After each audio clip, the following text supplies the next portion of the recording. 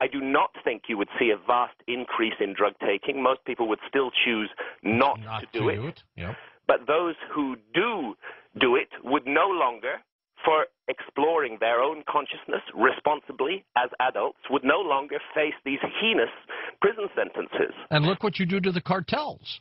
And you destroy the cartels overnight. They're suddenly without a market. They have no market at all because, of course, regulated and controlled through government, these substances can be made available at a price that will, it's simple economics. They'll undercut the cartels. They'll have higher quality and lower price.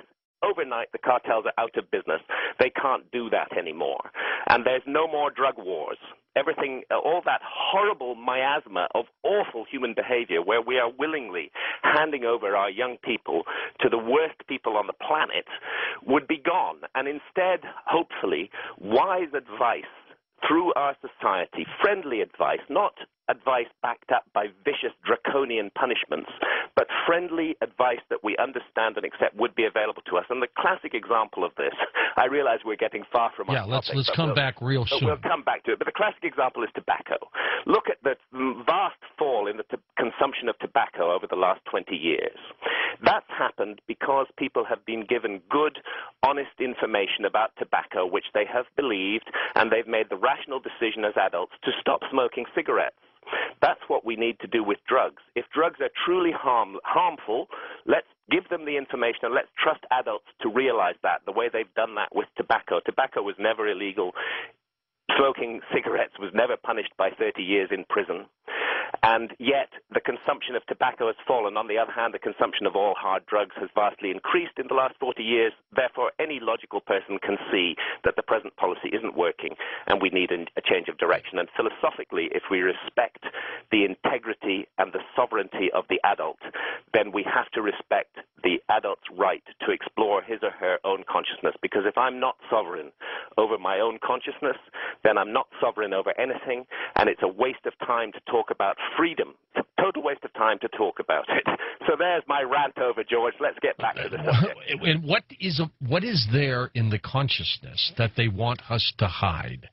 I think that they want us focused on a very narrow strip of reality which relates to production and consumption, to turn us into robotic machines in the prevailing state system, which they so highly value. And yet, when we look at the ruin of the world around us today, it's all caused by people who are absolutely focused on that state, on the alert problem-solving state of consciousness and no other state of consciousness. I think there are vast realms of experience out there. Here's where we interface with quantum physics. Here's where we interface with the notion of parallel dimensions.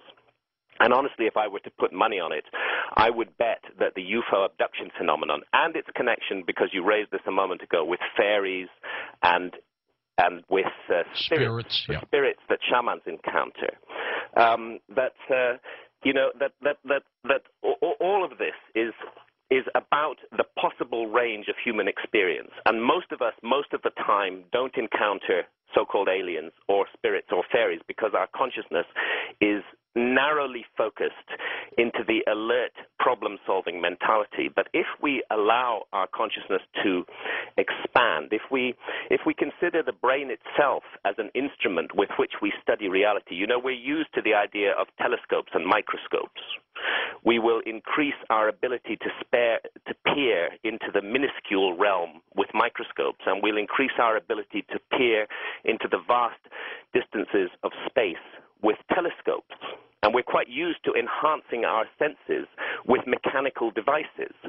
But what people have not thought through yet is that there may be an extraordinary way to enhance our senses by adjusting the receiver wavelength of the brain.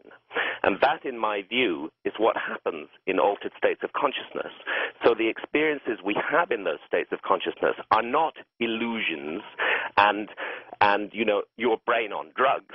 What those experiences actually are like applying a lens to the brain and allowing us to see more of reality than we normally see. And I think the powers that be don't want us to see more of reality in that way. You've talked about the ancients depicting, let's say, these aliens, and they all seem very similar, which tells me then they're all experiencing the same thing. They're all seeing the same creatures. Exactly. Is it a physical visitation as well, or is it strictly in its consciousness? No, I think that both things go on. I think we're dealing with the intelligent inhabitants of other dimensions who perhaps have. This is where I would go if you ask me what I think this phenomenon is about. I think it's an interdimensional phenomenon, and I think there's a physical element to that. It may well be that the inhabitants of other dimensions have found ways to physically penetrate different dimensions, of which ours might be one. Perhaps that's what the flying saucer is. Perhaps it's a device to break through the veil between worlds, rather than a device to carry us across interstellar space. Right. See, this is where I find the UFO, where I find myself at odds with the UFO lobby, because although the UFO lobby is demanding disclosure from government, yes, most of the UFO lobby is very much as state-specific as government is. That they want to see this problem purely in nuts and bolts physical terms. That we see these flying objects in the sky. We are abducted by these beings in one way or another, and that therefore this must be beings from distant parts of this physical universe. Right. There is no reason why that should be the case. We have a phenomenon here. It's easier to comprehend, I think. Right? It seems to be easier to comprehend, but the evidence to me suggests that the problem is more complicated than that, and that we may be dealing with other inhabitants from this physical universe, but it's more likely that at least we're also dealing with inhabitants of other dimensions, and that this is why the phenomenon is so hard to pin down in mainstream scientific terms, because mainstream science is state-specific, and we need to alter our state of consciousness in order to properly explore these experiences.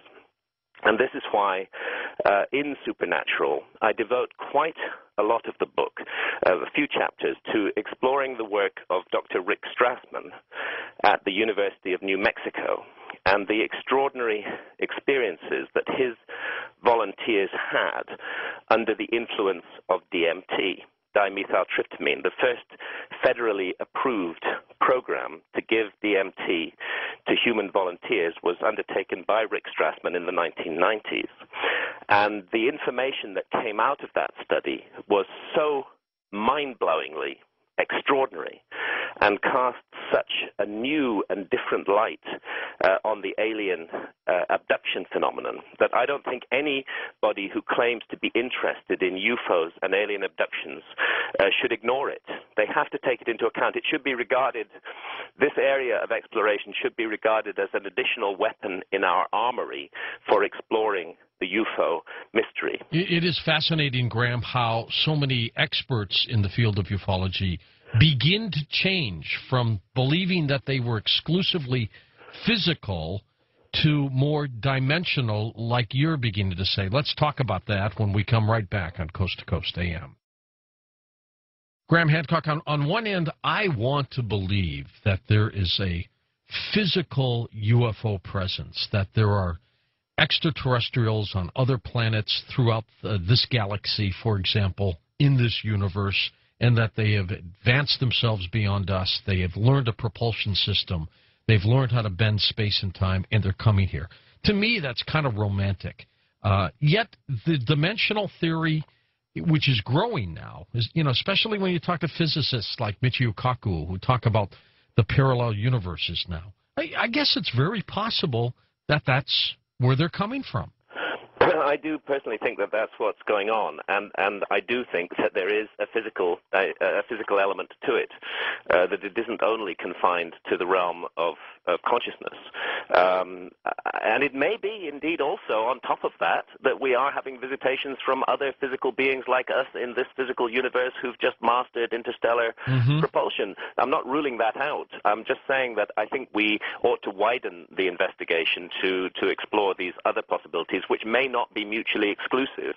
They may all work together. There is no doubt that there is a physical aspect to the UFO abduction phenomenon. I mean, to speak speak only of Dr. Lear's work, which we both, well, you know Dr. Lear very well, but yes. his work at the X conference and these implants that are taken out of people's bodies. I mean, those, which consist of, my goodness, meteoritic iron.